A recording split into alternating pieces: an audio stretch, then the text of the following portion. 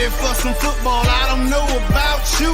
Who else could it be but your man Lou? Yeah. Who else could it be but me, your man, Louie T? Welcome to Monday Night Football overtime. Saints, Bucs, NFC South family business. You know how the family do it. And in case you don't, well, if these two teams said they ain't did it, then they ain't did it. But if they did, now that's the way you finish up some family business. And I've talked about this being the ass whooping game for the Tampa Bay Buccaneers, and it was heading in that direction. It was 16-3 with just a shade over 3 minutes to go in this ball game. And this thing looked like it was over. The Bucs were dead in the water. I thought we were going to be talking about a controversy between Brady calling off the punt unit and Todd Bowles telling the punt unit, no, y'all take your ass out there and punt this football. And Brady's like, nah, we got this. It's 4th and 10. If we don't get it here, the game's over. And look, ultimately, it worked. It turned out to be the right call, which with the way the Buccaneers were struggling on offense, they weren't getting 10 yards on one play. So I didn't disagree with Bowles, but I also saw where Brady was coming from, because at that point, it was roughly 6 and some change left in the game, like 6:32. You need 2 touchdowns. You don't need 2 scores. You don't need a touchdown and a field goal. You need 2 touchdowns. And with the way the offense had been rolling all night, or rolling is the wrong term, the way the offense had been struggling all night, you're going to need probably 6 minutes just to get 1 touchdown, let alone 2. And so I understood where Brady was coming from. But if you didn't convert, which I didn't think they were going to convert a 10-yard, line to gain at this point with the way they had been performing, the game's over. They're already in field goal range, chip shot field goal range. And at that point, they make any other points, the game's over. So totally understood where Bowles was coming from. But I thought that was what we were going to be talking about after this game, not the actual game itself and the domination of the Saints over the Bucs. Yet again, they had won 4 straight games in that venue. That means they've beaten the Bucs 4 straight years in Tampa Bay.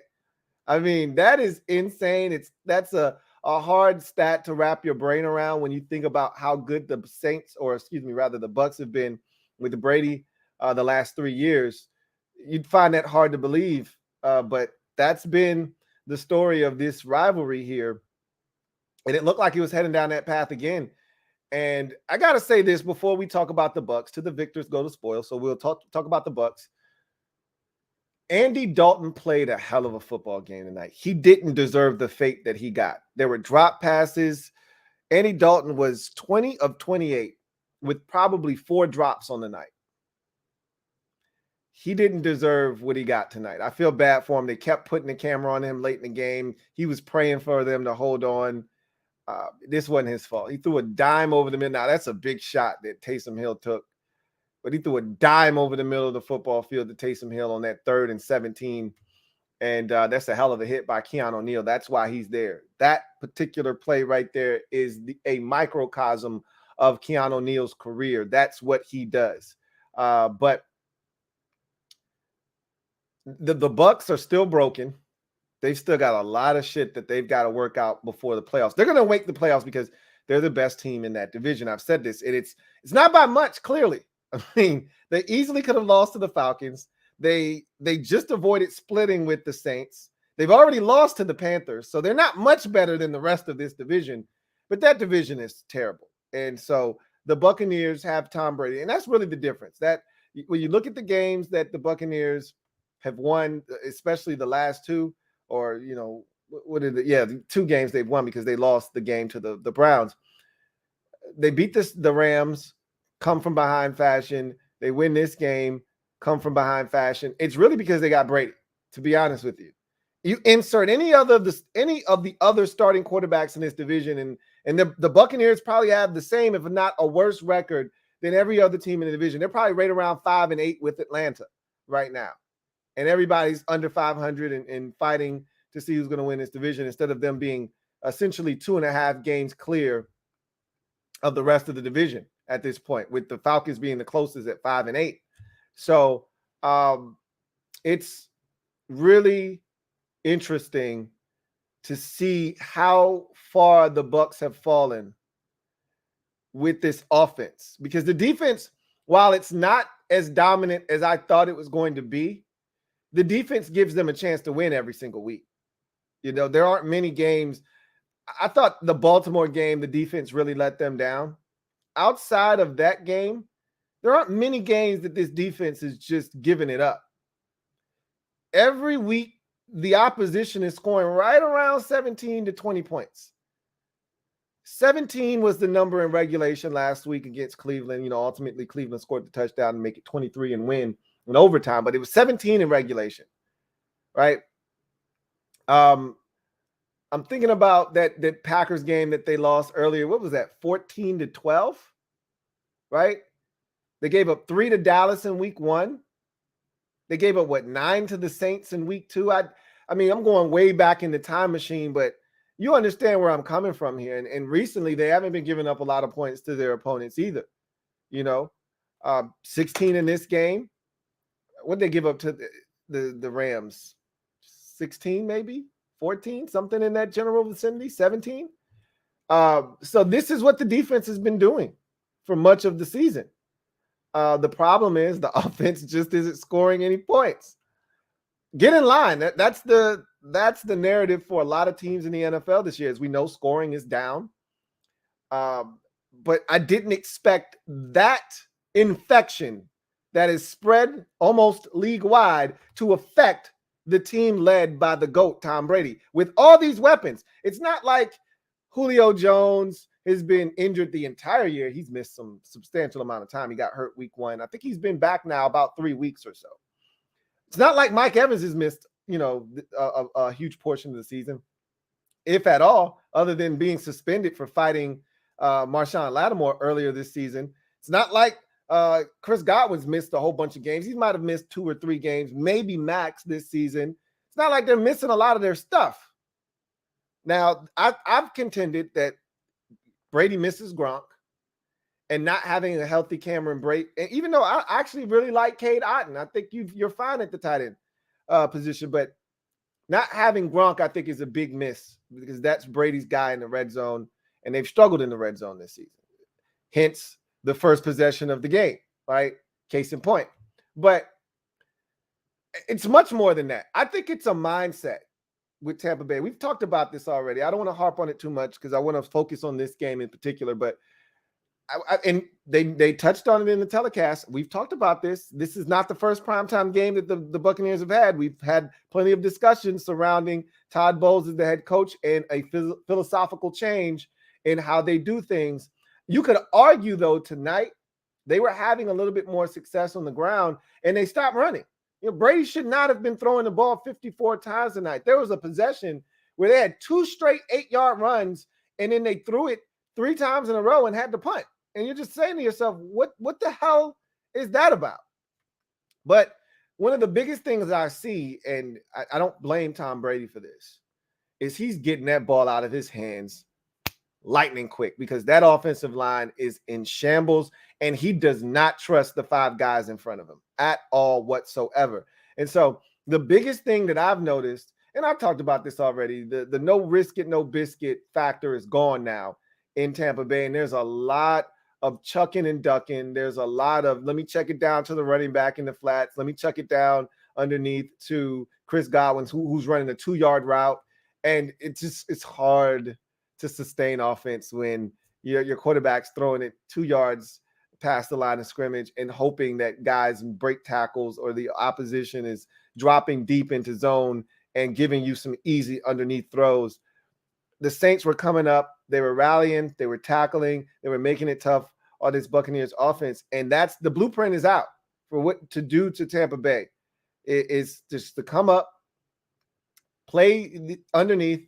Brady's going to get it out of his hands quickly. Don't give him the underneath throws to the running backs, because he'll take that shit all day long. If you want to give him 6-7 yards of space underneath to work with his backs, Brady will just dump it down to these dudes all day. So take that shit away. If he wants to dump it down, make it a 2-yard completion. It'll be 2nd and 8. He wants to do that shit again. Make it 3rd and 6, and see if they can convert a 3rd and 6. And they were struggling with that tonight. They've been struggling with that all year long. You want to see them push the football down the field more. They had opportunities tonight. They did not hit them. They've been out of sync in that regard.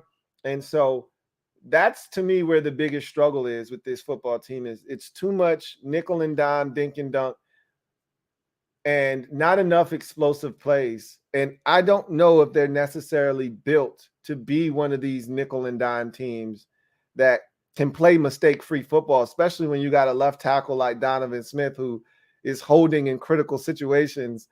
I don't know if you're built to be able to put together a 12-play, 84-yard, 7-minute, 22-second drive without a mistake happening. So they put together a 16-play drive and got a field goal on the opening possession. Like, it's hard to win that way when you're bleeding that much clock and you're only coming away with 3. That's tough, man. But they got it done tonight, and it was amazing because I'll tell you my range of emotions in this game. I went from cussing myself out because I told you guys all week long, this is the ass whooping game where the Saints go to Tampa late in the season on national television. It's the worst when you get your ass whooped for everyone to see. I told you, I don't mind getting my ass drugged at 1 o'clock in the 6th window on Fox when nobody but the 2 teams, markets are watching. I got no problems getting my ass whooped 27-10. Hey, nobody else saw the shit, right? It was in obscurity. It's worse when it's on national television and everybody got to see you get your ass whooped. That's what the Saints have been doing to the Bucs every year. It's like clockwork annually. We're going to watch it. Okay, it's televised. A wise man once told me the revolution will not be televised. Well, these ass whoopings have been televised every year. And I said, here's the ass whooping game, except I can't see Andy Dalton administering an ass whooping. That's just not what I see. Jameis Winston can administer an ass whooping, and he did last year. Okay, but I can't see Andy Dalton doing that. And so I struggled with that. I don't know if Jameis Winston administered the ass whooping last year. Might have been Taysom Hill or somebody else. I don't know. I digress.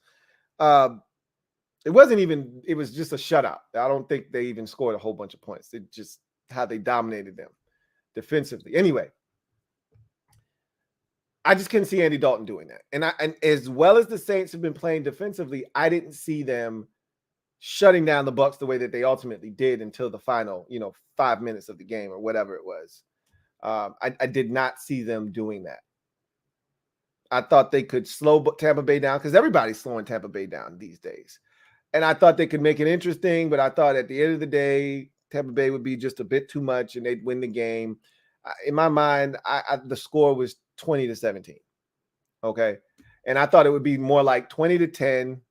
And then the Saints score late touchdown, kick an onside kick. They don't recover, and the Bucs take 3 knees and they win 20-17. That's what I had in my mind. That this going into the fourth quarter, it was a 17-10 game. They're right there hanging in. Bucs get another field goal, extended out to 10. That's your score late in the game. Saints get it with like 4 minutes. They go down the field. They score a touchdown with like 1:51 left, but they've got no timeouts remaining. And, they go on sides. They don't get it, and the rest is history. That's what I thought in my mind. Never did I think that this score would be 16-3. Saints are dominating. They look like they're going to make this division race even tighter as the Falcons sit on a bye week 5-8. Or going into a bye week rather 5-8. You've got the Panthers on their bye currently, coming off their bye at 4-8, and then the Saints, had they won this game, would have been 5-8 as well. They'll be heading on to their bye week this week too. So all of a sudden, Tampa would have been 5-7, and you're literally talking about the Saints a half game out, the Panthers 1 game back, and the Falcons a half game out. What are we talking about here, right? Well, we were 4 minutes away from that, really 3 minutes away from that. And then once they got the pass interference, I said, uh-oh. Uh-oh. Because one, there was still 3 minutes to go in the game when that pass interference happened. Bucs still had all 3 of their timeouts. And I knew the Saints were going to go into, first of all, I thought where this game turned was when the Saints had a 3rd and 1 and you're throwing a slant on third. What? I get it. You've been struggling to run the ball all night. And so you give it to Taysom Hill. Taysom Hill will fall forward for a yard. What are we doing? You got cute and you deserved what you got. Because if you convert that 3rd down into a first down, the game's over.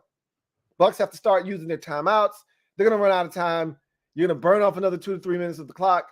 None of this transpires. You got cute on 3rd and 1, and you should have just given the ball to Taysom Hill. If you didn't trust Alvin Kamara to pick it up, give it to Taysom Hill. He would have got the shit done for you. Instead, you got cute. You had Andy rise up and try to throw a quick slant to Olave. It got broken up. You punted, and the rest is history. And I knew the second they got that pass interference down to the 1, I said, this shit is going to – I didn't know they were going to win. But I said, this shit is going to be a ball game. And I was cussing myself out for not having the balls because I've been ballsy. You guys heard my picks this week. That's how I got back into the mix is I started getting ballsy and I started saying, to hell with what is supposed to happen. I'm going to do the thing that I expect to happen because of how this season is going. And there's been a sprinkle of, hey, this is going to happen because this is what always happens, i.e., I picked Cincinnati to beat Kansas City. Why? Because Cincinnati always beats Kansas City. And I thought to myself, why are you not picking New Orleans here? They always beat Tampa Bay in this spot. And I just didn't trust the Saints. And I was giving myself work. And as they're coming back, I'm saying, hey, I might be a genius here. But I said they got to get one more stop. And the Saints, say what you want. They've at least been getting 1 first down on every possession. And they started out with a run. They got 3 yards. And then for some inexplicable reason, they take all their receivers off the field, go in a heavy formation. I said, I bet you these dumbasses are about to try to go heavy, then go play action fake because they think the Bucs are going to sell out to stop run. And they're going to outsmart themselves and do something dumb. And I thought it was going to be a turnover. I thought Andy Dalton was going to force it. He was going to get batted in the air and picked off. Instead, he took the sack, but that pretty much killed the drive, or at least we thought. They bring back on the receivers, Taysom Hill, the whole 9 yards, and he runs a seam route. And I said it already, Andy Dalton played a hell of a game, and that was a hell of a throw to Taysom Hill over the middle of the football field. And Keanu Neal with the play of the game. Everybody will talk about Brady. Everybody will talk about Rashad White and the catch and the touchdown. We'll talk about the Julio Jones catch, which was a magnificent catch. We'll talk about all the different things that transpired to help Tampa Bay. That Scotty Miller slant on 3rd down, thing of beauty, right? We'll talk about all of that shit. None of that stuff happens without Keanu Neal delivering the hit that was 1, legal, and 2, jarring the football loose to create a 4th down to get the ball back to the Buccaneers offense. So before you talk about any of that shit, make sure you reference Keanu Neal's play on the previous possession to get the Buccaneers back to football down 16-10 with roughly 3 minutes to go in the game and all 3 timeouts. So wow. Once they got the sack, I said, okay, they're going to get the ball back. And then when he threw that pass, I was like, oh my God, I cannot believe this. They're about to lose this game. Because if they get that first down, now you have to burn all 3 of your timeouts. You still got the 2-minute warning, but it changes everything. Once Brady got it back, I said, they about to lose this game 17-16. Nobody thought the Saints were going to hold on at that point. At least I didn't. I was like, they about to lose this game 17-16. Oh my God. And as he got completion after completion after completion, there was that one little flicker of hope if you're a Saints fan where he got a little erratic to the tight end, Otten, threw it to him low, and then threw it to him high. And now all of a sudden it's like 3rd and 7. There was a one flicker of hope. And then Scotty Miller comes in and breaks the corner off, runs a slant, gets the first down. And yeah, that was pretty much all she wrote. Then you get the pass to Julio Jones, which was a hell of a catch, man. Climbing the ladder, going in. That's vintage Julio. That's Atlanta Julio. I ain't seen that dude in a minute. That's vintage Julio Jones right there. And then you're thinking you win on the beautiful throw from Brady to Godwin over the middle of the field in the end zone. And then you get the Donovan Smith penalty. He looked like he was about to, do a rock bottom on the dude. Like, bro, what are you doing? I know he beat you to the inside, but you got to be able to recover better than that shit.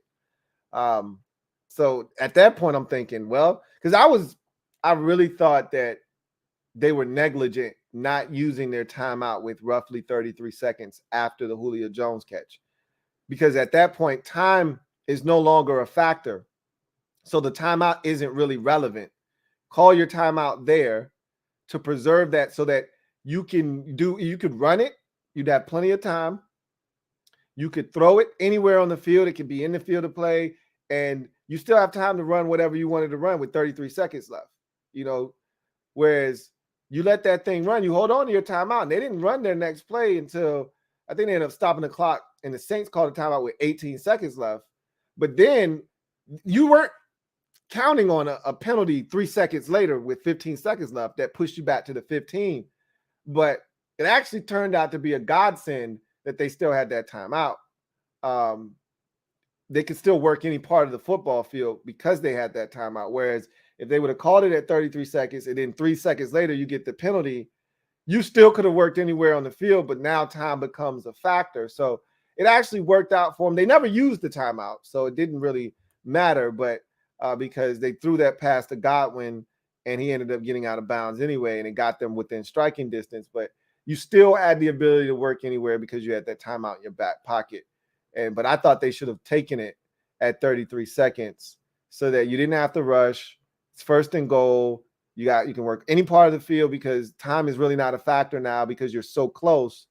But it all worked out in the end. Brady did a great job of not panicking after the holding penalty, getting a chunk of it. Like, I thought they were, going to try to be greedy and get it all back, and that's not what you want to do in that situation. Cut it in half, which they did with the pass to Godwin, and then now you start probing and searching for end zone opportunities, and they got it to Rachaad White, and I'm just sitting there thinking to myself, must suck to be a Saints fan right now because you did everything in your power to win this game, and then you did everything in your power to lose the game.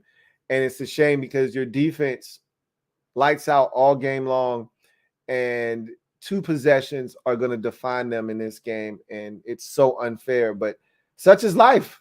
You had an opportunity offensively to take that pressure off the defense. You couldn't do it. And again, I go all the way back to the 3rd and 1. That was the opportunity to really put the Tampa Bay Buccaneers away, put them behind the 8 ball, and you failed to do so. And it was a poor play call. You got cute at the wrong time of the game, and unfortunately, I think that cost you. But there were a lot of questionable decisions in this game, including the one at the end of the 3rd into the 4th quarter, the decision to punt the football there. I think it's 4th and 6, and you're at the Saints 40-yard line, and you're too far for a field goal. But at this point, what are we doing? Then your punter comes out, kicks it, boom, like Camarda had a rough go of it. And I'm not a fan of, I think they drafted Jake Camarda in the 3rd round or something like that. Stupid, dumb move, right? He's had some good games this season, but he was terrible tonight. Everything went into the end zone. If I'm sending you out on the field to punt in that no man's land of the 40, 45-yard line, you have to force a fair catch at a bare minimum at the 10-yard line. I would really prefer you to kick that thing with as much height as you can get and have it downed at the 5 because your guys, your gunners aren't running that far down the field. So you should be able to, if you get it up there high enough, they're going to be able to get down there and cover it. But worst case scenario, you don't want to kick it in the end zone. That thing should be fair caught at the 10. He's booming these joints into the end zone all night long. So you're taking away any advantage that your coach was looking to get by having the Saints backed up and maybe force their play calling to be conservative. They're at the 20-yard line. So I was starting to question some of the decision making, because at some point you got to try something. Clearly what you're doing isn't working. But the conservative approach that Todd Bowles took ultimately paid off in this game, because if he would have made one wrong move and the Saints scored one more time, it'd have been lights out. And sure, another field goal and Tampa Bay could have gone for it twice in terms of 2-point conversions, but that is not likely that you're going to go for two times in a row and get it both times. And 16 is tough. 14 is doable. And that's what happened. And the Saints, you're 4-9 now, man. That hurts. Think about the season the Saints have had. They could easily be right around where the Buccaneers are at 6-6. Think about their season. Heartbreaking loss to the Vikings over in London, a game that they easily could have won, and the Vikings scored with probably like 18 seconds left, took the lead. And at times they felt like they were dominating that game. Obviously, tonight's game, it's tough. Last week's game, you lose 13-0. Alvin Kamara fumbles at the 1 going into the end zone. He had 2 fumbles in that game. One leading the points and the other stopping you directly from scoring points. Defense was outstanding, as Troy Aikman laid out multiple times throughout the night. They were outstanding last week. You were right in that ball game. You were in the ball game against Tampa the first time. And then I want to say it was Trevor Siemian. Somebody threw a pick 6. I want to say that I may be getting my years mixed up, but I feel like somebody threw a pick 6, and that was really the difference in the game. But you look at their season, they've had chances. Remember, they were up big on Arizona, and Andy Dalton throws 2 picks right before halftime, and it changes the entire complexity of the game. They were dominating the Cardinals on a Thursday night. I want to say it was a Thursday night. Might have been a Monday night. But they were dominating them. And then Andy Dalton throws 2 inexplicable picks, and I think they're both pick 6s, as a matter of fact. They go from up, I think the score was like 21-14, or it was like 14-14 to down 28-14 or 28-21 at halftime. And the Cardinals never looked back in that game. They've had their opportunities this season. They could easily be 6-7 right now, or even 7-6, but they're 4-9 because bad teams find ways to lose football games. And that's exactly what they did tonight. They played a hell of a game for 3 quarters, 3 5/8 quarters of the game. And with roughly 5 minutes to go, and again, really 6.5, because that's when that stupid ass decision on 3rd and 1 happened and gave it back to Brady. You essentially played good for 54.5 minutes of a 60-minute game. And then you screwed yourself. That's tough sledding, but what a win for the Buccaneers, man. This could be a season-changing and defining win for them. They're struggling. They still don't have any of the answers. I still don't see the light at the end of the tunnel offensively, because I just don't think their offensive line is very good. I don't think Brady trusts them. And frankly, I still think there's a disconnect, with what they're doing philosophically and the talent that they have. And even down to the usage of Leonard Fournette. I don't know if he's ailing or what, but to me, the offense runs a bit smoother when he's in there, especially in the pass game. And I know Rachaad White is super talented. He's shown us what he can do over the last month of the season. I know they trust him. You saw he had the game, tying touchdown catch. The guy's super talented, but Fournette, to me, is a guy that really helps power that offense, especially if you're going to do this short pass game shit. Rachaad White likes to do a lot of dancing around and slow playing shit. He's got a ton of patience, which that serves you in certain situations very well. But, when you're going to be, dinking and dunking, I want the dude that's going to run over somebody, get 2 yards after contact, and take a 2-yard dump off and make it a 5-yard gain on first down. Rachaad White's not doing that. That's what Leonard Fournette is doing.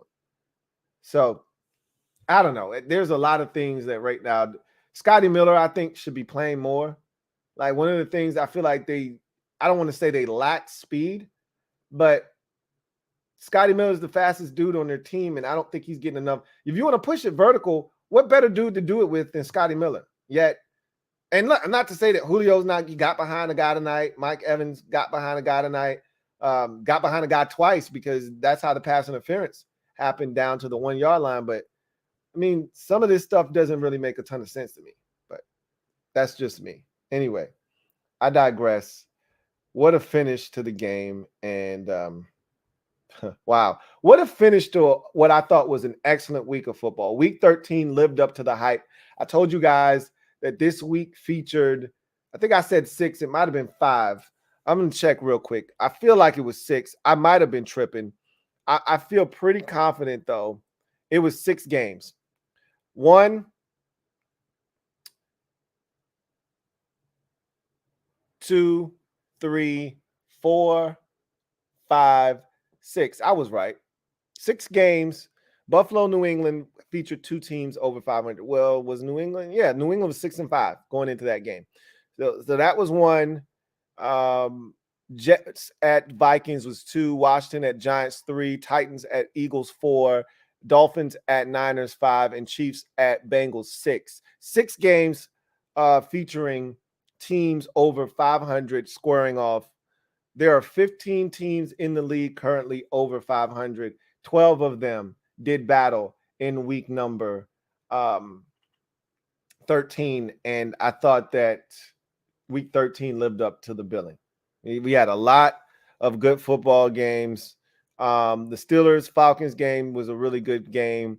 Baltimore-Denver was not a great game to watch, but it was a great finish, similar to the game tonight. Green Bay-Chicago turned out to be a really good game. The Jets and the Vikings was a hell of a football game. Washington-Giants went to overtime and finished in a tie. That was a good game. Seattle and the Rams was a really good game. And then the Chiefs and the Bengals was an exceptional game as we expected. Chargers and Raiders turned out to be a really solid game. And then this game tonight, even though it wasn't great for, the vast majority of it, the finish, just like the Baltimore-Denver game, the finish was everything. So it's amazing that the Buccaneers won this football game. So let's get to the comment section, see what you guys have to say. If you're new to this channel, welcome. Glad to have you on board. Subscribe to the Louie T Network for more great content. Turn on your notification bell so you don't miss a thing. And also hit the like button. Doesn't cost you a thing, but it helps this channel grow exponentially. So if you want to have your comment read, use the hashtag LouieTLive to have your comment read on the air if it is pertinent. All right. If you want to ensure that your comment is read, use the super chat feature. So we start with Metaphor, who writes,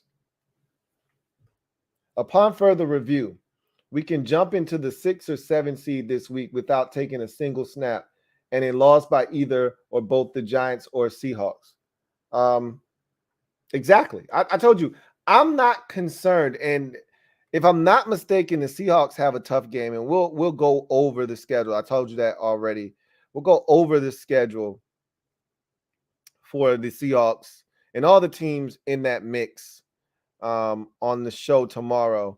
But they play the 49ers on Thursday, and as I was so excited about that opportunity before the injury, I don't know. The Seahawks could beat them now with Brock Purdy at quarterback. I watched that game, and while Brock Purdy did some really good things, he's still Brock Purdy, Mr. Irrelevant, a rookie quarterback that was taken with the very last pick in the 7th round of the 2022 NFL draft. Like, he's still Brock Purdy.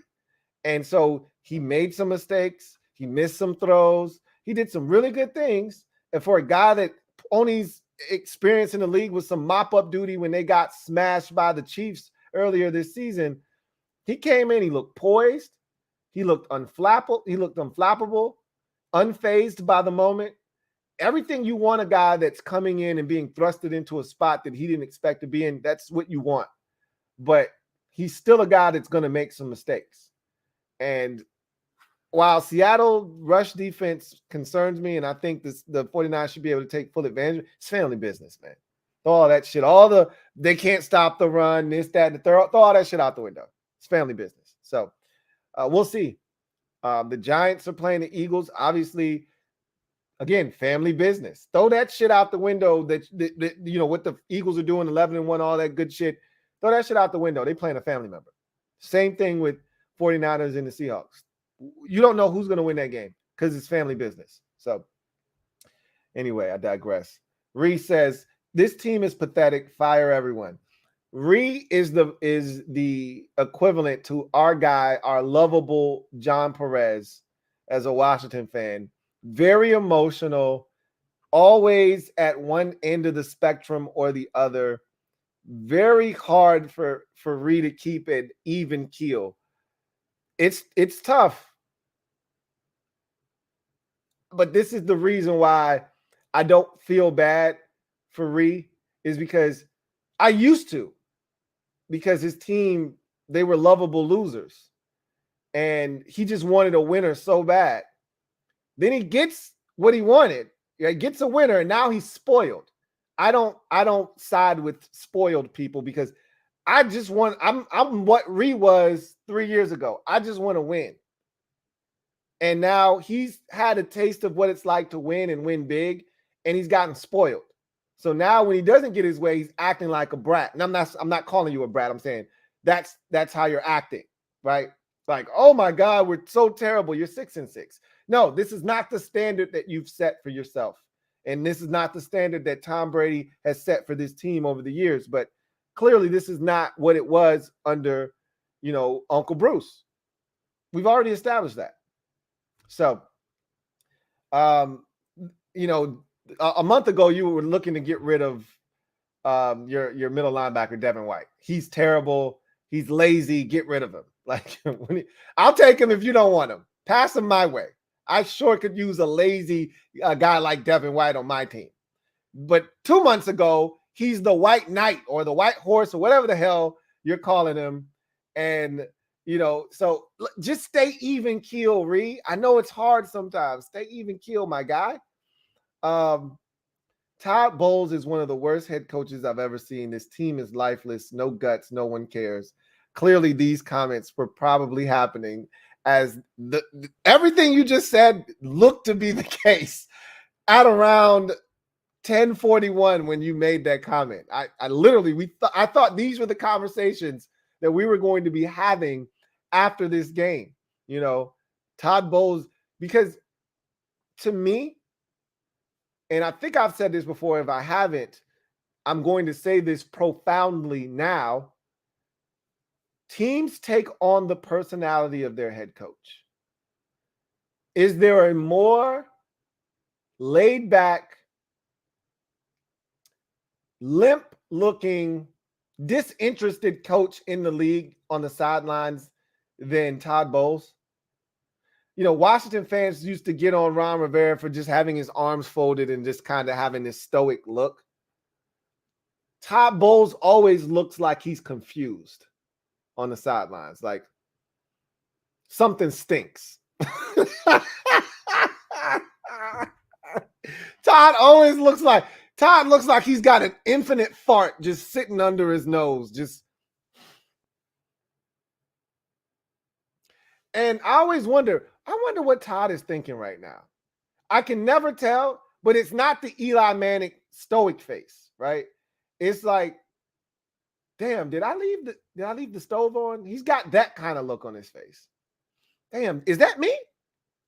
I know I had some shit earlier and my stomach wasn't settled. Is that me? I just let off a hot one. Or is that Byron Leftwich? Or did one of these players come off the field and his ass stink? He need a bat. I never know. But I always feel like, hey, Todd, you should be doing more. And I don't know if there's anything else he can do, but, you know, I always feel like he could be doing more. But he just strikes me as one of those dudes. Even his answer at the end of the first quarter when they talked to him, I was like, you sound like a coordinator, dude, not a head coach. But I thought this was the conversation we were going to be having. I'm glad it's not the conversation because I picked Tampa. And one of the people that I'm in a tight race with in my league picked New Orleans, and that would have been a big swing game this week. So I'm glad I got the win. And I was rooting like hell for Tampa to come back and win this thing. So I'm glad they got it done. Reese says, this team doesn't care anymore, and it's sad. I hate Todd Bowles. I'm going to go ahead and say that my guy Ree was on his Vivian Green kick tonight.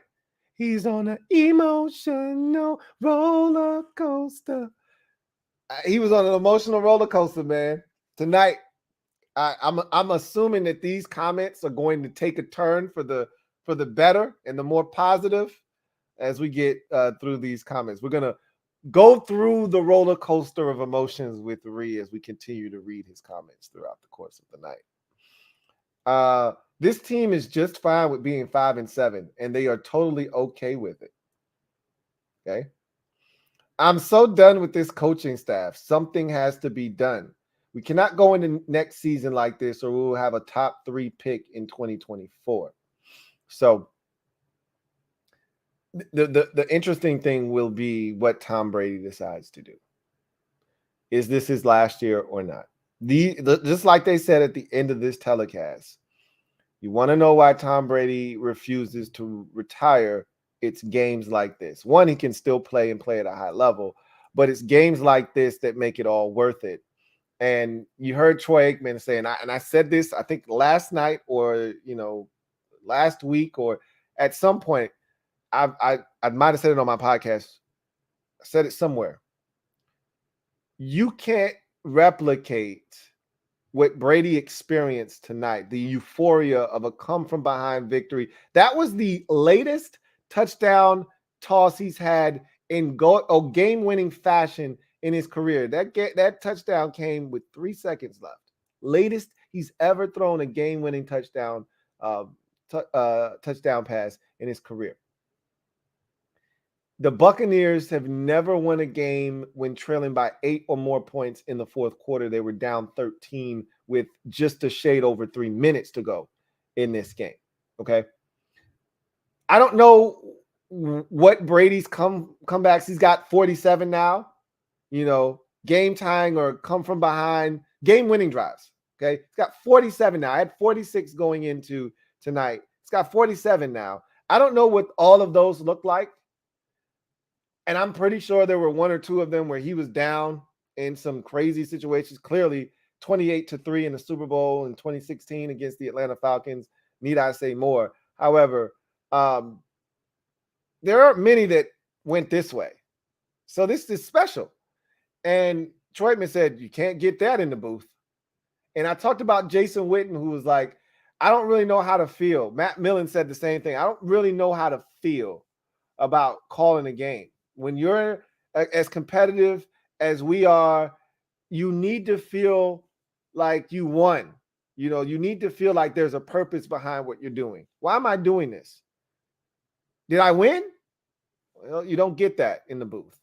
You just either called a good game or you didn't, or you got to see a good game or you didn't. But I don't know. Is Brady going to be here next year? We'll see. If Brady's around, it's impossible for you to have a top 3 pick. Reese says, wait a minute.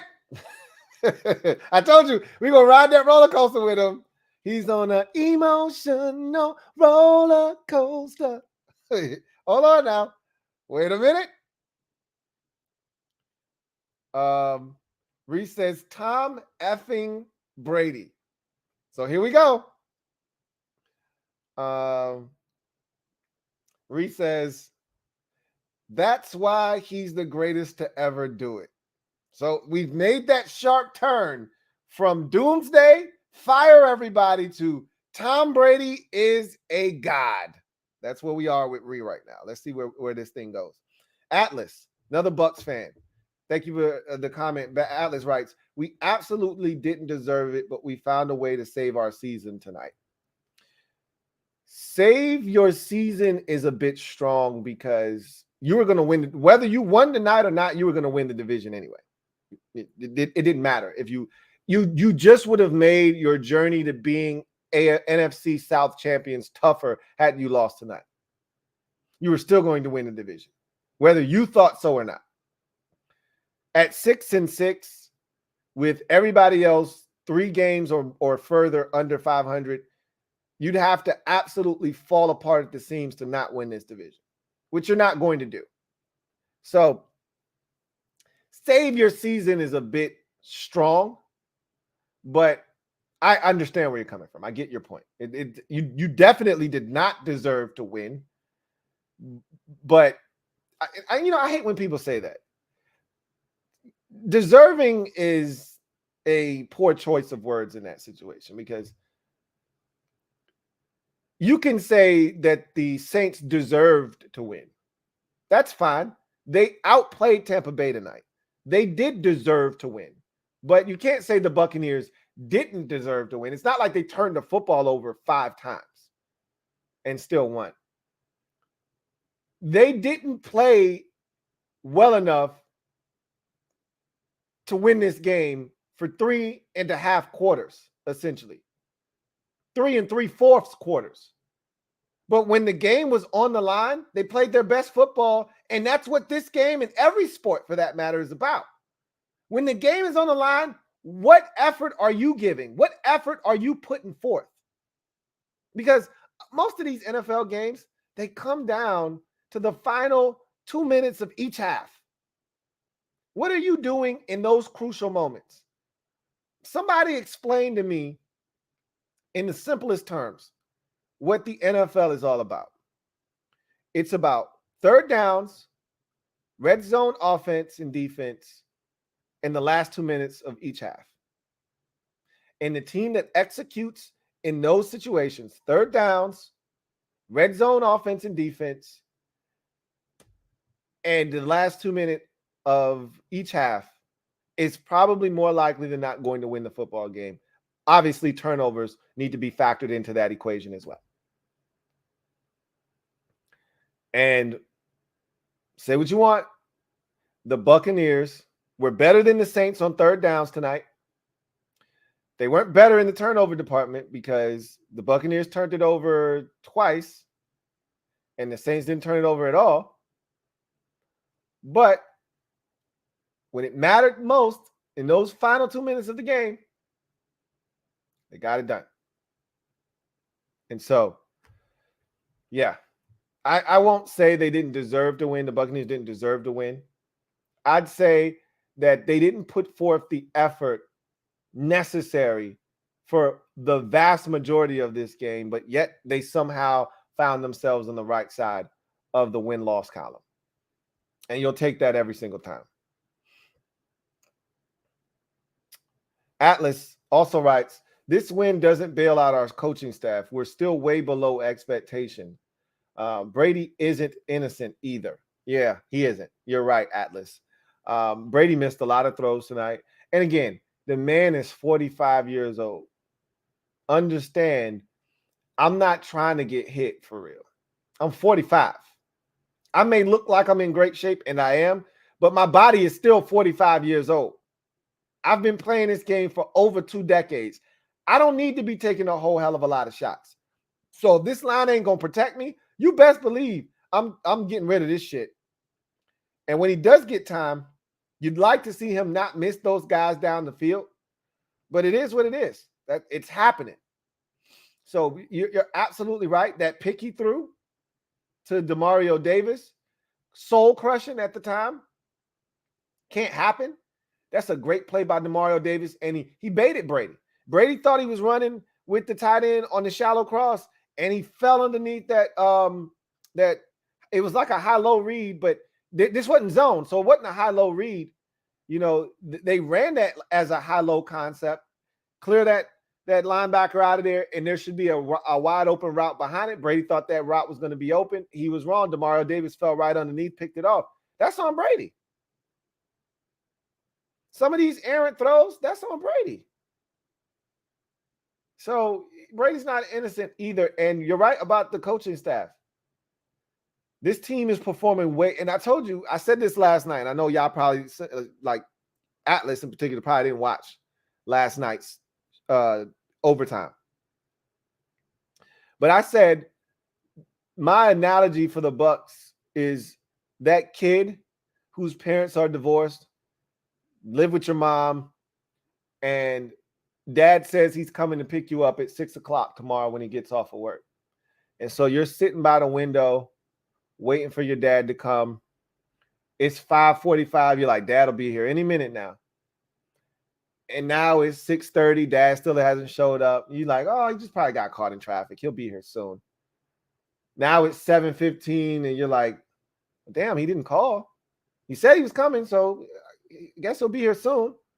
Your mom's starting to get worried now because she sees the dejected look on your face of disappointment, which isn't the first time that your dad has told you he was coming and he didn't come. And so she's like, honey, I don't think your dad is coming. And he's like, he said he was coming. He's going to be here, Mom. It's only 8:30. His ass ain't coming. That's how I feel about the Bucs this year. Just like I felt about the Packers, just like I felt about the Rams. I kept waiting for these teams to show up. And I kept sitting by the window and I'm saying, hey, don't worry. Matthew Stafford is coming any moment now. The Rams will be fine. No, Matthew Stafford isn't coming this year. Okay? Don't worry. Aaron Rodgers is a bad man. And the bad man is coming any second now. No, he's not coming. Tom Brady is the GOAT. Is that the sound a goat makes? What the hell was that? I don't know. Don't ask me. I don't know what sound that was. But his ass ain't coming either. I keep waiting by the window. Ain't none of these teams coming. The Bucs are fortunate. They play in a terrible division, and they'll be here. They'll be in the playoffs. But they're not going to do any damage if things don't change. And to your point, Atlas, that's a byproduct of the staff. I feel, at least. Brady isn't innocent either. Ree writes, Tom is a sick bastard, isn't he, Lou? You might feel that way. He didn't do that to you on purpose. Trust me. He didn't do that on purpose. I got a super chat. John Perez, thank you for the super chat. Greatly appreciate you. My guy, JP, writes, I don't know if Bowles is cut out to be a head coach. Like you said, the man is always emotionless on the sideline. Got a lot of fire under your players. And that's not everybody's demeanor. Everybody's not the rah-rah coach. Everybody's not Robert Saleh running. Everybody's not super energetic, like Sean McVay running down the field, calling timeouts. Guy scores a touchdown. You're the first guy down there to congratulate him on the sideline. Everybody's not built that way. Everybody's not 37 years old. Everybody's not full of energy, Everybody's not Dan Campbell. Some dudes, that's their personality. They're more laid back. They're kind of stoic, stone-faced, but they can get their message across. And so there's so many different ways. Bill Belichick is the same way. Like, he'll get fiery every now and again, but Bill Belichick, just the pencil in the ear. He looks like he wants to cut somebody out all the time, but he's really not saying much. Defense comes off the field. He worried about defense. He don't give a shit about the offense. As long as they ain't turning the damn ball over, he's like Sean McVay with the offense. I don't really give a shit what the defense is doing. The offense comes off the field. My back is turned to the field. I don't even know if I should be throwing a challenge flag right now because don't worry about the offense. Certain guys have a coaching style. His is just to be the same guy all the time. So I'm not saying it's wrong. I'm just telling you it's a stark contrast to what they used to have And what they used to have worked. That's all I'm saying. But Brady clearly didn't like that. He was being criticized by the head coach. So he'd rather have this iteration coaching him, which I would think Brady, coming from New England with a coach that was a hard ass, would be used to having a guy. Now, one thing Belichick never did, and I think Brady could appreciate that to a degree, was he never aired anything out publicly. He might have embarrassed Brady in front of the team. You know, like if I'll do it, if he'll do it to Brady, he'll definitely do it to me. And that's the shit that Belichick does. He plays those Jedi mind tricks. But he never did that in the media. Uncle Bruce was airing Tom Brady out every other week in the media. Like, yeah, Brady played like shit today. Brady like, yo, well, hold on, time out. I'm too old for you to be talking to me like this, man. I'm gonna need you to cut that shit out. You know who I am? I'm Tom Mother effing Brady. You gotta put some respect on my name. And Uncle Bruce ain't give a shit. Anyway, I digress.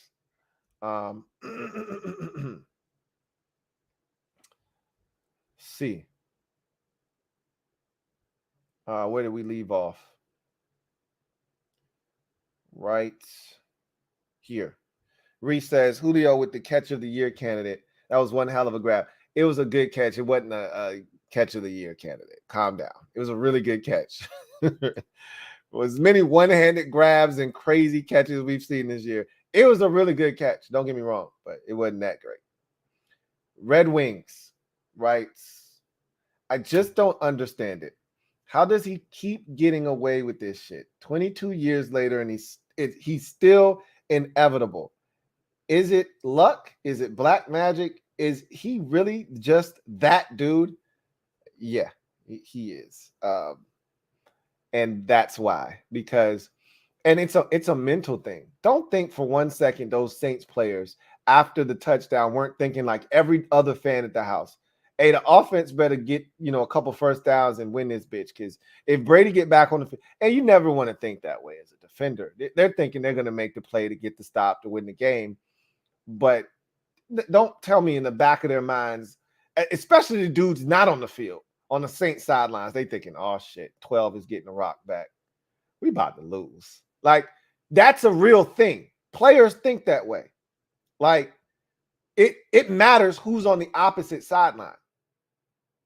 You playing against Brock Purdy, and you're like, man, if we don't finish this goddamn game off, ain't no Brock Purdy beating us. You got a quality defense, and go finish it off by getting a stop against Brock Purdy, right? Shit changes when you look across the sideline and it's Tom Brady, or it's Aaron Rodgers, or it's one of these Hall of Fame type dudes, or it's Patrick Mahomes. You're like, oh, shit. Josh Allen got the football. We might be in some trouble right now. That shit is real. It's real. These are human beings we talking about. Ain't no way you ain't thinking, oh, shit, 12 getting it back. We might be in trouble. The Saints, they were looking over their shoulder at the end of that ball game. Red Wings writes, I guess choking runs in the whole NFC South family, especially if Brady is involved. Hey, look, man, it's tough. Brady is a hell of a dude, man. You know how a wise man once said, cocaine is a hell of a drug? Brady's a hell of a player, man.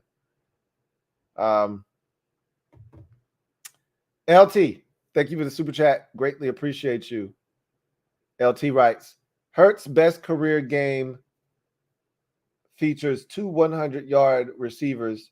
Top 10 QB.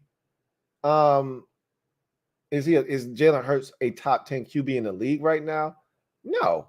Is he playing like one? Absolutely he is. Again, in order to be named in the top 10, it's somewhat of a combination of how you're currently playing and a body of work. Case in point, Russell Wilson came into the season as a top 10 quarterback or hovering around the top 10. I don't see how he's not a top 10 quarterback going into the season. Part of that was currently the way he was playing, coming from Seattle, and the body of work. He still has the body of work, but he's not currently playing at that level. He's no longer a top 10 quarterback. Okay. So you got to have both components. Your guy has currently playing really well, but he doesn't have the body of work. So even though he's actually playing better than Lamar Jackson, he's not better than Lamar Jackson because Lamar Jackson is still playing solid football. Not great, but solid football. But the body of work, we know what Lamar Jackson is capable of when healthy. Okay. So is your guy top 10? No, absolutely not. I mean, there might be 10 dudes in the AFC that's better than Jalen Hurts, period.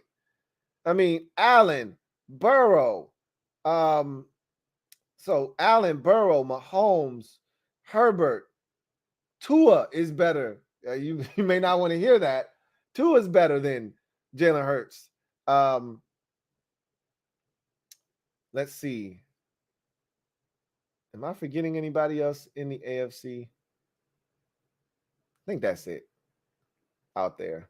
I may be forgetting a quarterback over there, but I don't think I am. Then you get to the NFC. Obviously, there's still Rodgers. There's still Brady. Oh, Jackson. I forgot Jackson. So that's 8 right there. You've got, obviously, Brady, Rodgers. Dak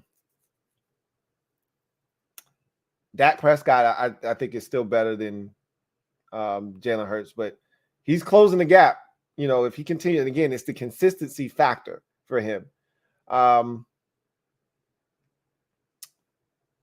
There would have been an argument. I mean, look, before the season, there were plenty of guys that he's leapfrogged, like, i.e. Kyler Murray, right?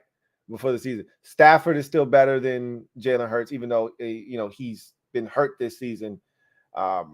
Stafford's still better than him. That's 10 right there. I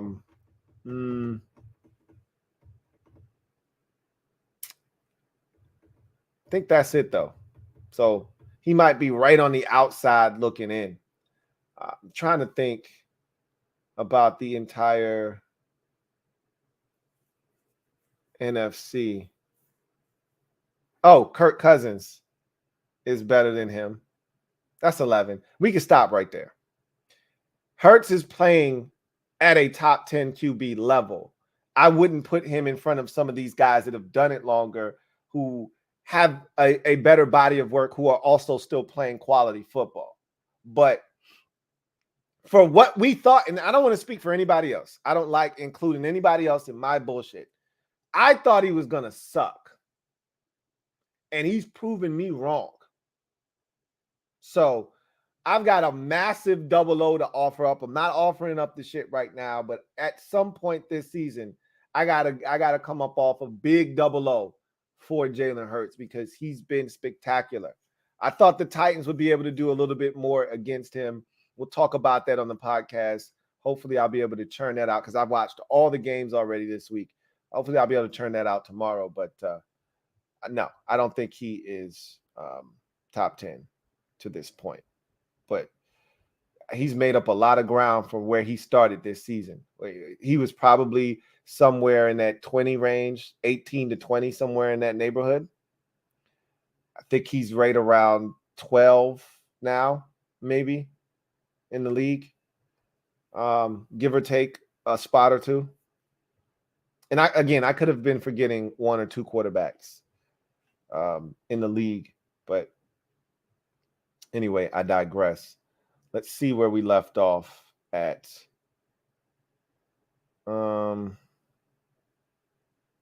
Reese says, Saints got goated.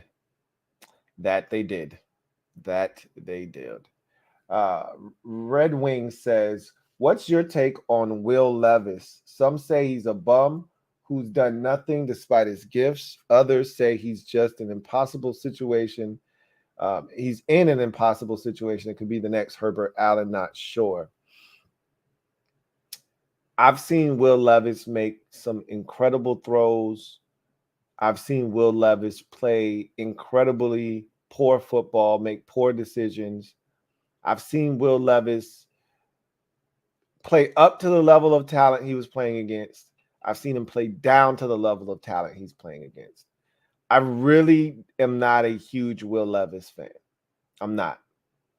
But I'd be lying to you if I said he didn't have NFL tools and traits. He's got size. He's got arm strength. He's got touch. He's got athleticism. He's got everything you're looking for.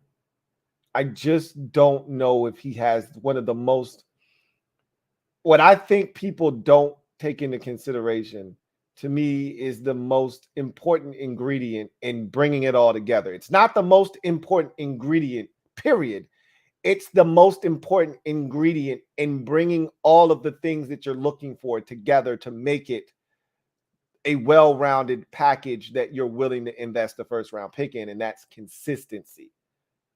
When you throw all of that shit into the pot, athleticism in the pot, arm talent, size, you throw all of that stuff in the pot, man, it's got a chance to make for a great quarterback, right?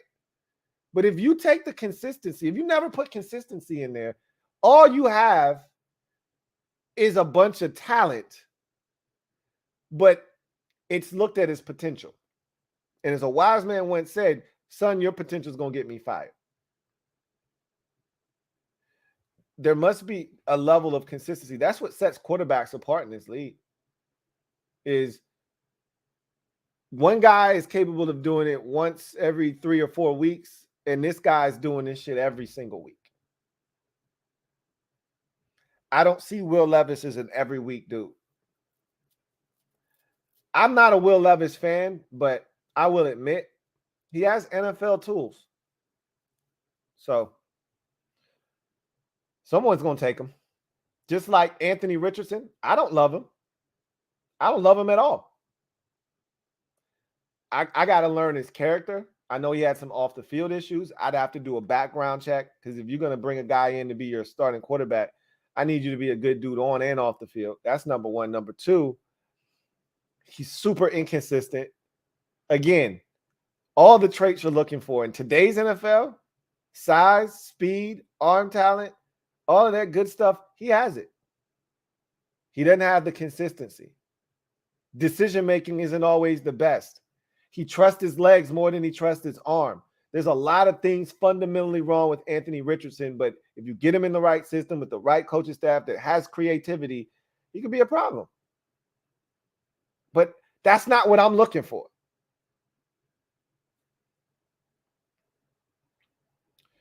Reed writes, to anyone who hasn't conceded that Brady is the greatest player ever, I don't know what to tell them.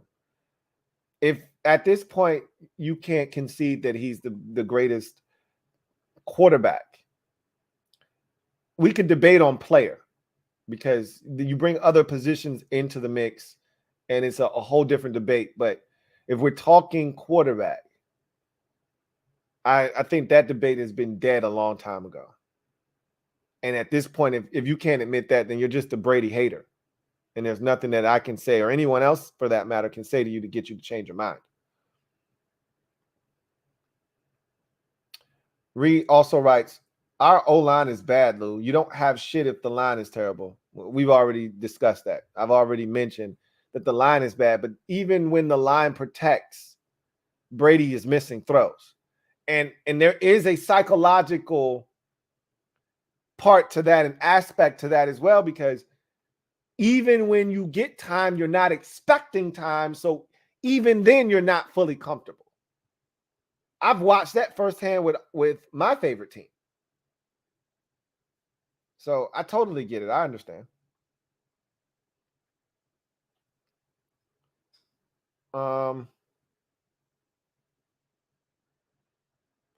Let's see.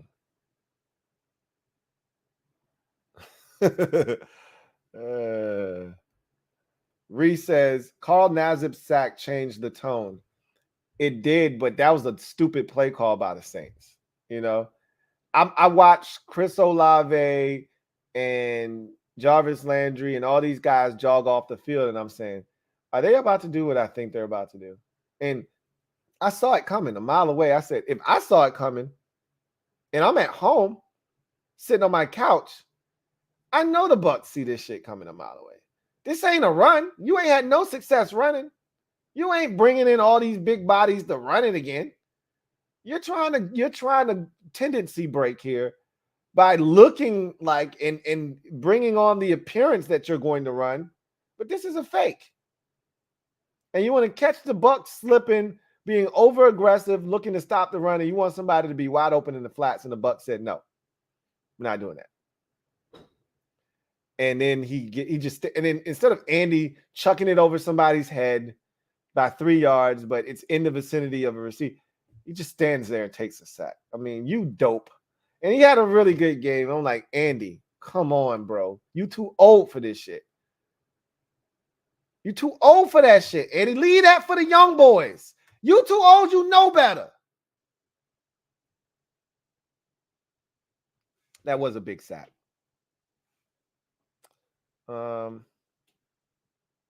Reed also writes, Neal made up for the play. He blew coverage on Hill. He did. He definitely made up for it. I hope he's okay because he was a little slow to get up, but that is Keanu Neal in a nutshell. He was made to hit people. Don't know if he's really the best in coverage. Not necessarily a guy you want out there in space by himself. But if you need a guy to dislodge the football from a receiver, Keanu Neal's the man for the job. There was a show that used to come on, and he said, if you want somebody, I'm the man. If you need somebody, I'm the man. That's Keanu Neal. Reed says, we haven't had Julio until that catch. We had Quintorris. Hey, that's a good one. Good one. Good one. Good one. Watt Holmes writes, I will be wearing my tie for 2 weeks straight to represent the game. Everyone in the DMV should wear ties and treat every moment as a tie. If someone arguing, tell them it's a tie. Okay. Okay. It's just a tie, Louie. It's just a tie. It's a tough existence. A tie is tough. Very much so.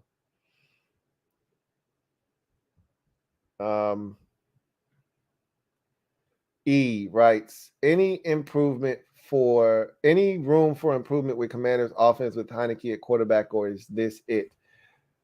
Again, what I just mentioned is the only thing you can hope for. Consistency from Taylor Heineke. That's the only improvement you're going to get. Our offense is what it is. Ron said it himself today. He said, because they asked him, well, what improvements can you make to the offense at this point of the season? We got 4 games left, dude. What improvements? What are you going to do? There's nothing you can do. This is what we are. This is who we are. We've established an identity. This is what we're going to be moving forward. If it's not good enough, it won't be good enough. Somebody asked Bill Belichick what improvements you can make. He said, guy, we are what we are at this point of the season. There's nothing else more you can do. You can't go out and get a guy this time of the year. Odell Beckham is a rare occurrence. There aren't guys with his level of talent sitting on the streets at this time of the year waiting to be signed. Generally, that doesn't happen. There isn't much you can do to get better at this time of the year other than just execute better, outsmart the other team, set things up, have plays off of other plays, right? Tendency break. They've got 13 weeks of film. Tendency break. This is what you like to do on 3rd and 5 or less. All right, show them something different now. That's all you can do, but you are who you are. So all we can ask of Taylor Heineke at this point is be the best version of yourself more often, i.e., don't miss Logan Thomas open for a touchdown on the first possession of the game. Hit him. Don't miss Terry McLaurin wide open in the back of the end zone against Atlanta for a touchdown. Hit him. That's all we can ask him to do. Don't throw interceptions. Take care of the football. But guess what? It's Taylor Heineke. That shit's going to happen. And you know what else is going to happen? He's going to miss some open receivers. That shit's going to happen too because he's 6'0". And our offensive line isn't great last time I checked. So there's not much you can do. Just execute better. Just be the best version of yourself. But that's who we are offensively. Sean Mack writes, what do you think of Casey Toohill overall so far? I've been pleasantly surprised with Casey Toohill. Pleasantly surprised at what we've gotten. He was a running joke for me last year, all last year. I would say, what do you want us to do? Put Casey Toohill in the game? Every time I was looking to make a point about not wanting, Montez Sweat or Chase Young out of the game, or the people that Chase Young's a bust. What do you want to do? Put Casey Toohill in the game? That was my answer. That was the running joke. He's no longer a joke.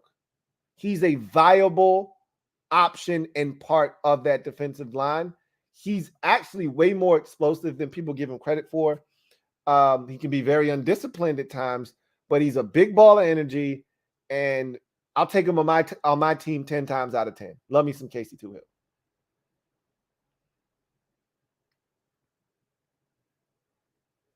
E, you pretty much answered your own question. Try to keep it within one score at the end of regulation, one last Heineke drive to win it all. You'd like to be ahead, but that's pretty much where we are. We play one-score games. We're not blowing anybody out. The 13-point margin of victory against the Texans will be the largest of the season. We will not beat anybody by more than that the remainder of the season. If we make it to the playoffs, we will not beat any playoff teams by more than 13. This is who we are.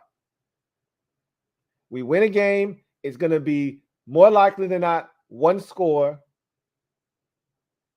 or less. So you're winning by 1, you're winning by 2, you're winning by 3, you're winning by 4, you're winning by 5 or 6. We ain't beating anybody. We don't win by 7. Where somebody's got to make a decision to go for 2, or do we go to overtime? No, we going to get beat by a touchdown and just an extra point. We not up by a whole 7. Shit's never simple for us. Like the Falcons game. We had to miss the extra point because we don't get to sit comfortably thinking about, well, the worst thing that could happen is a tie. We going to overtime. No, we gotta ponder the thought of, hey, we could lose this damn game with a touchdown and an extra point.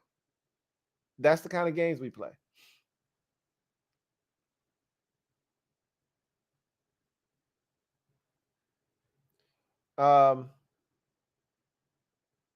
Sean Mack says, I know this is not a Commander live stream, but I can't stand Scott Turner and his useless screens. I see every other team execute screens but us.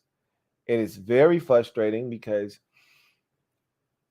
the biggest problem with our screen game is that our offensive linemen, 1, don't sell it well, 2, aren't as athletic as a lot of the teams that you're probably watching execute screens well.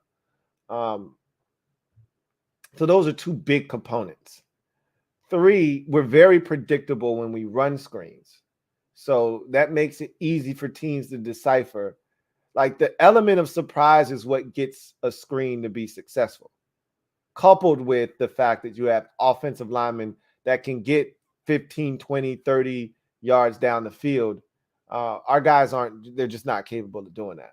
We don't have athletes like that. Our entire offensive line is unathletic, period. We don't have one dude on our offensive line where you go, damn, he's a hell of an athlete. Not one. Not Charles Leno, not Cornelius Lucas, not either one of our guards who are old as hell, and not our center. Nobody on our athlete. That was Brandon Sheriff. That was the one guy that we had that was an athlete. We don't have a single athlete on our offensive line.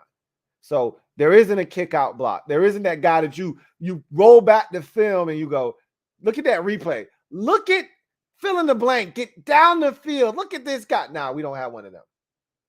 You like, hey, get your fat ass out the way. You slowing me down. Move.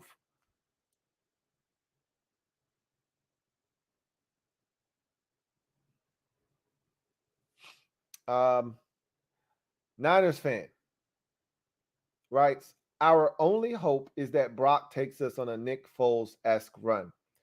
Facts. I heard the funniest thing today. People are talking, and it may be true, but people kept bringing up, well, this is going to be quite interesting with, Baker Mayfield asking for his release because the 49ers definitely need a veteran quarterback. And I'm thinking, yeah, they might pick up Baker Mayfield. They may put in a waiver claim, but clearly they won't be the only team. And the 49ers are way down the pecking order in terms of waiver claims. Like almost every team in the league will have an opportunity to put in a waiver before he gets to the 49ers. Like nobody has to put in a waiver claim for the 49ers to get their hands on Baker Mayfield. That said, there could be teams out there, i.e. the Texans, that say, why the hell not? We don't know, clearly they got the number one pick. They're going to have a quarterback next year. They don't need Baker Mayfield, but they could say for the last 4 games of the season, why not? Better than throwing out Kyle Allen. And then you got other teams who may be thinking about next year. And Baker's a free agent, obviously, but you got other teams that could be thinking about next year. Then you got other teams that may just want to keep him from you, right? But I'm thinking to myself, what difference does it make if the 49ers get their hands on Baker Mayfield? What is he going to do? Absorb the offense in a week and be ready to play? I mean, you know how long it takes to digest an offense and be able to regurgitate it and spit it out? I don't care if you give him a wristband. He still has to know the plays. He still has to know where to go with the football. We've seen that shit in Carolina. He got there maybe, 2 weeks before training camp. They traded for him. And we saw the end result. He clearly was not comfortable week 1 as the starter against the Browns. Week 2, week 3 against the Giants, whenever they play, he clearly was not comfortable yet. Brock Purdy knows the offense. He's been there all year. He's going to give you your best shot. Like you said, you've got to hope that he takes you on a Nicholas Foles-esque run. That's going to give you your best opportunity to win. Not somebody off the street, not Baker Mayfield, Brock Purdy. If you're a 49ers fan, you're screaming to yourself, how in the hell did we get here?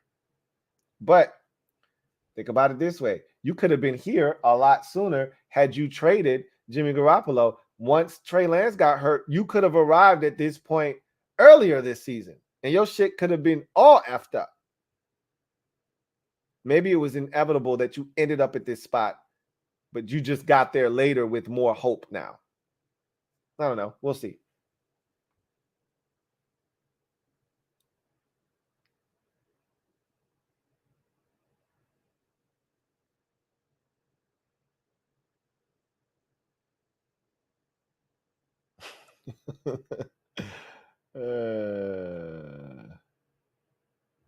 Anyway, all right. We're going to get out of here.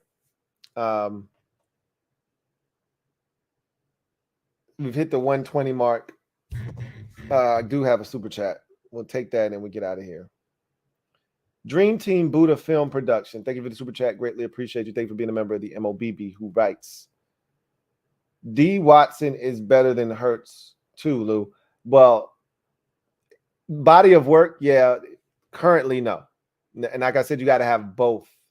So I wouldn't put him in front of Jalen Hurts right now. He's got the body of work, and we know what he's capable of, but this man ain't played football in 2 years, and he looked awful on Sunday, which you expect. You expect that. He looked awful on Sunday. They won that game in spite of him, not because of him. So I can't put him in front of Jalen Hurts right now. Talk to me next year when he's had a full training camp. He's more comfortable with the offense. He's been practicing every day, and he's ready to rock and roll, and he's back to being the old Deshaun Watson. Then we can have that conversation, and we'll throw him in front of Hurts as well. But right now, Hurts is in front of him. Anyway, I digress.